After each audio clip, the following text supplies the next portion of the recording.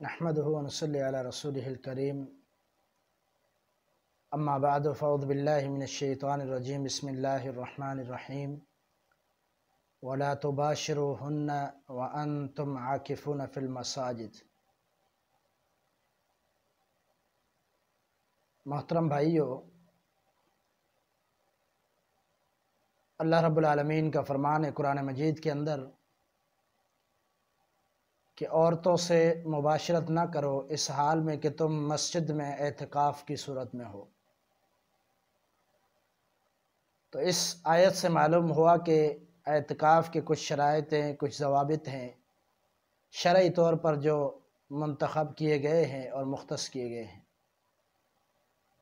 سب سے پہلے تو یہ بات میں ذکر کر دوں کہ اعتکاف کرنے والا شخص اپنے معتکف میں کس وقت داخل ہوگا۔ سنن ابی داؤد کی حدیث ہے، امام البانی رحمہ اللہ نے درست صحیح قرار دیا ہے، کان رسول اللہ صلی اللہ علیہ وسلم اذا اراد ان یعتکف صلی الفجر ثم دخل معتکفہ، کہ رسول اللہ صلی اللہ علیہ وسلم جب اعتکاف کا ارادہ فرماتے تو آپ صلی اللہ علیہ وسلم فجر نماز پڑھ کر پھر اپنے حجرے کے اندر داخل ہوتے۔ یہ ہے حجرے میں داخل ہونے کا وقت اور ٹائم۔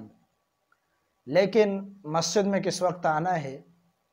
مسجد میں مغرب نماز وہیں پڑھنی ہے، افطاری وہیں کرنی ہے۔ مغرب کے بعد 20ویں روزے کو مغرب کے بعد پوری رات مسجد میں گزارنی ہے، اور اگلے دن 21ویں روزے کو فجر نماز پڑھ کے پھر داخل ہونا ہے۔ یہ وقت ہے اعتکاف میں داخل ہونے کا۔ اور اعتکاف جامع مسجد میں ہوگا جس میں جمعہ ادا کیا جاتا ہو۔ بہت سارے لوگ یہ کہتے ہیں کہ اعتکاف اگر مسجد میں نہیں ہو سکتا تو گھروں پر کریں، تو کسی صورت میں شریعت میں سمجھتا ہوں کہ گنجائش موجود نہیں ہے، کیونکہ یہ فرضی عمل نہیں ہے۔ کچھ لوگوں نے یہ کہا کہ کچھ تحریریں بھی لکھی کہ اگر اعتکاف مسجد میں نہیں ہو سکتا تو کرونا کی وبا کی وجہ سے نماز پر اس کو قیاس کر کے گھروں میں کیا جا سکتا ہے۔ تو نماز پر قیاس نہیں ہو سکتا، کیونکہ نماز تو فرض ہے۔ فرض عمل پر نفل کا قیاس نہیں ہو سکتا۔ قیاس اس صورت میں ہو سکتا تھا کہ نماز نفلی ہوتی، کرونا کی وجہ سے ہم ساری نمازیں گھروں پر پڑھ رہے ہوں، تو فرضی نماز کیونکہ ضروری ہے وہ تو پڑھنی ہے کسی بھی صورت۔ تو یہ نفلی عبادت ہے، اگر مسجد میں صورت نہیں بنتی تو پھر اعتکاف نہیں ہو سکتا اور نہیں ہونا چاہیے۔ تو مسجد میں اگر اجازت ہے تو پھر ہونا چاہیے۔ پھر اس کے شروط اور قواعد ہیں کہ جو شخص اعتکاف میں بیٹھ گیا وہ 10 دن تک وہیں رہے گا۔ اعتکاف 3 دن کا بھی ہو سکتا ہے، 7 دن کا بھی ہو سکتا ہے، 5 دن کا بھی ہو سکتا ہے، لیکن جو اس نے اعتکاف کے لیے راتیں مقرر کر دی اور دن مقرر کر دیے، ان راتوں اور دنوں کے اندر مسجد سے باہر نہیں جا سکتا، حتیٰ کہ جنازے میں بھی شرکت نہیں کر سکتا اور فوتگی وغیرہ میں بھی شرکت نہیں کر سکتا، کتنا بھی اہم مسئلہ ہو، سوائے قضاء حاجت کے کہ اگر مسجد میں انتظام نہیں ہے تو بندہ باہر جا سکتا ہے جہاں انتظام ہے، اور بلا وجہ کوئی دنیاوی مصروفیات اختیار نہ کرے اور دوبارہ واپسی مسجد کے اندر آ جائے۔ یہ رسول اللہ صلی اللہ علیہ وسلم کا طریقہ کار ہے۔ اور آپ علیہ السلام کے ساتھ ملنے کے لیے اگر کوئی بندہ خواہش رکھتا ہے کسی اعتکاف والے شخص سے ملنے ہی، تو جا سکتا ہے، ملاقات کر سکتا ہے۔ حتیٰ کہ اگر بیوی ہے، مخصوص ایام نہیں ہے، نفاس کی صورت نہیں ہے، تو وہ بھی مسجد میں جا کر بات کر سکتی ہے، مل سکتی ہے اپنے خاوند سے۔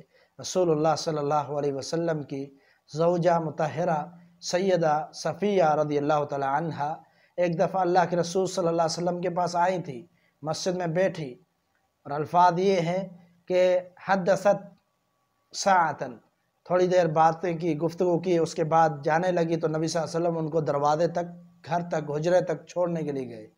تو معلوم ہوا کہ یہ ثابت ہے کہ عورت ملنے کے لیے جا سکتی ہے اپنے خاوند سے۔ اور اسی طرح مسجد میں بہت ساری پابندیاں بلا وجہ لگائی جاتی ہیں۔ کچھ لوگ ہوتے ہیں وہ یہ سمجھتے ہیں کہ حجرے سے باہر نہیں نکلنا، حالانکہ حجرے سے باہر نکل سکتا ہے۔ اور دوسری بات، کچھ لوگ غسل نہیں کرتے، حالانکہ غسل بھی کیا جا سکتا ہے، صفائی کو اختیار کیا جا سکتا ہے۔ اور لوگ بہت ہی جاہل قسم کے بھی لوگ ہوتے ہیں، اپنے چہرے چھپاتے ہیں۔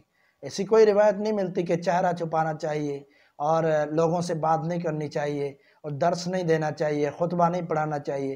حالانکہ نبی علیہ السلام 10 دن اعتکاف میں بیٹھتے، آپ درس بھی دیا کرتے تھے، جمعہ بھی پڑھایا کرتے تھے، ایسی کوئی پابندی نہیں ہے۔